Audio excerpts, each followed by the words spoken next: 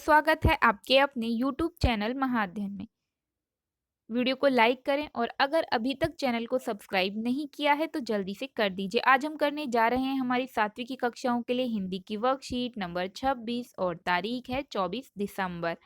आपको याद है हमने पिछली बार वर्कशीट में पढ़ा था कि गांधी जी दक्षिण अफ्रीका से लौटते हैं और अहमदाबाद में आश्रम बनाने के अनुमान से कुछ विवरण तैयार करते हैं और खर्चों का विवरण तैयार करते हैं और सूची बनाते हैं, छोटी-छोटी चीज़ों को ध्यान में रखते हैं कि किन-किन चीज़ों की ज़रूरत पड़ेगी। अब बढ़ते हैं इसी संदर्भ को लेकर आगे।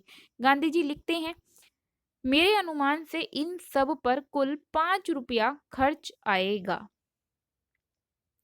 और रसोई के लिए आवश्यक सामान ₹105 खर्च आएगा। मतलब वो जो भी जिन सामानों की बात कर रहे थे, जो हमने पिछली वर्कशीट में पढ़ी थी, उसमें ₹5 का खर्च बताया है और रसोई ₹105 का खर्च बताया है।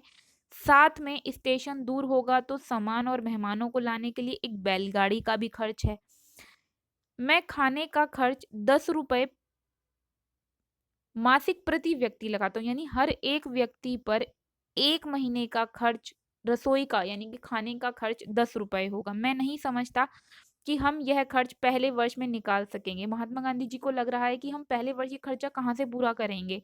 ये खर्चा पूरा करना बहुत मुश्किल होगा। 1 वर्ष में औसतन 50 लोगों का खर्च मतलब अगर अनुमान लगा के चलें मोटे-मोटे तौर पर तो 50 लोगों का खर्च 1 साल का ₹6000 होगा। मुझे मालूम हुआ कि कुछ लोगों की प्रमुख लोगों की इच्छा है कि अहमदाबाद में यह प्रयोग करीब 1 साल तक किया जाए। यदि ऐसा हो तो अहमदाबाद को ऊपर बताया गया सब खर्च उठाना चाहिए।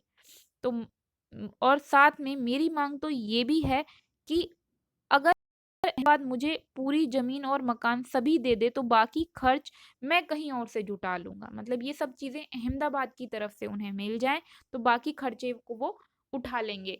तो ज़मीन मिल जाए और साथ में मकान। क्योंकि इतने सारे लोगों को अगर आना है तो उनके रहने की व्यवस्था तो करनी ही होगी। फिर हम पीछे पढ़ भी चुके हैं पुस्तकालय, मकान, रसोई घर सभी चीज़ों की व्यवस्था होनी है। अब चूँकि विचार बदल गया है इसलिए लगता है कि 1 वर्ष का या इससे कुछ कम दिनों का खर्च अहमदाबाद को उठाना चाहिए। यदि अहमदाबाद 1 वर्ष के खर्च का बोझ उठाने के लिए तैयार ना हो तो ऊपर बताए गए खाने के खर्च का इंतज़ाम मैं कर सकता हूँ। चूँकि मैंने खर्च का यह अनुमान जल्दी में तैयार किया है, इसलिए हो सकता है संभव है कि मुझसे कुछ मदें यानी कि कुछ खर्चे लिखना छूट गए हों, कुछ चीज़ें छूट गई हों, मदें वस्तुएँ होती हैं।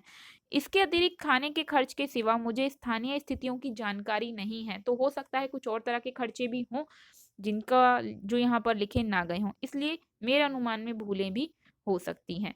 तो अब बढ़ते हैं आगे की तरफ और देखते हैं हमने क्या जाना, क्या सीखा। सबसे पहला प्रश्न किया गया है, मैं कौन है यहाँ पर? तो मैं हैं यहाँ पर महात्मा गांधी जी, वही लिख रहे हैं। उसके बाद स्टेशन दूर होगा तो सामान या मेहमानों को लाने के लिए क्या चाहिए?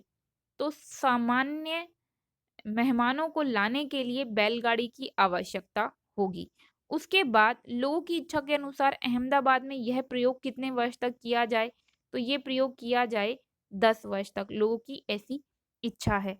अब आगे बढ़ें, मेरे अनुमान में भूलें भी हो सकती हैं, लेखक ने ऐसा क्यों कहा है? लेखक ने ऐसा इसलिए कहा है क्योंकि ये सूची जल्दबाजी में भी बनाई गई है और साथ में जब इतने बड़े स्तर पर काम किया जा रहा है, तो सूची बनाते हुए गलती हो सकती है या फिर कोई चीज़ मद लिखना भूल सकते हैं।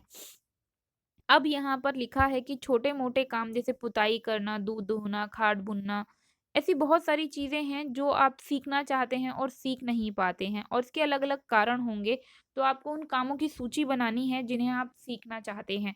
तो जहाँ तक इस प्रश्न के उत्तर को लिखने का सवाल है, अगर मैं अपनी बात करूँ तो मैं ऐसे घर के काम जिन्हें सीखना चाहती थी, उन्हें आसानी से सीख गई। इसे चाहे घरवालों का सपोर्ट कह लीजिए या दिमाग की तेज़ी कह लीजिए। लेकिन इसके बाद भी कुछ काम ऐसे थे जो मैं सीखना चाहती थी, मैं नहीं सीख पाई। जैसे टीवी में मूवी देखते हुए अलग-अलग भाषाओं को बोलते हुए व्यक्तियों को देखकर जो एक व्यक्ति कई भाषाएँ बोल सकता है, मुझे लगता था मैं सीख जाऊँ, लेकिन मैं नहीं सीख पाई। इसकी वजह थी कि मुझे मालूम ही नहीं था कि कहाँ से सीखनी है। जूडो कराटे सीखने का इच्छा हुई क्योंकि टीवी में फाइटिंग करते हुए देखते थे, लेकिन ऐसा कोई नहीं था जो सिखा सके। तो पता ही नहीं था कि कहाँ से सीखना है।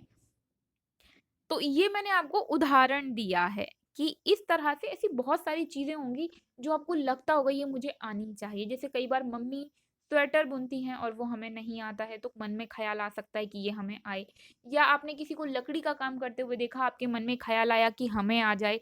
घर में पापा बिजली वग़ैरह का काम करते हैं, उन्हें आता है तो मन में ख़्याल आता है कि हमें आ जाए। लड़के और लड़कियों दोनों को अलग-अलग तरह की चीज़ें सीखने का शौक होता है और वो कई बार हम सीख नहीं पाते। उसकी कुछ भी वजह होती हो सकती हैं। कई बार वो हमें आता नहीं है, कई बार हमें सिखाने वाला कोई नहीं है या कुछ भी दूसरी वजह हो सकती है। वो आप सोचिए और तसल्ली से लिखिए।